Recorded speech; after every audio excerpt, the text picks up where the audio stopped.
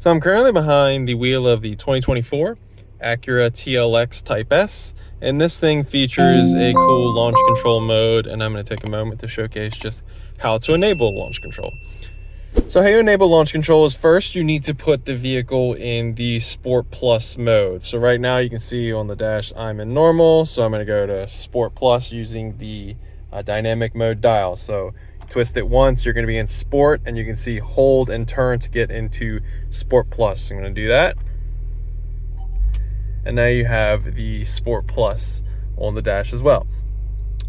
So you can see how there's a boost gauge on the left. What you're going to do is you're going to put your foot on your brake 100% down, and then you're going to give it a whole bunch of gas, and you're going to see the boost kind of spike around 3 psi, and then the RPMs are going to lock around 2000, and it's going to sit there, and you're going to kind of hear it just kind of building, waiting for you to release the brake, and then the vehicle will go. So we're going to do that right now.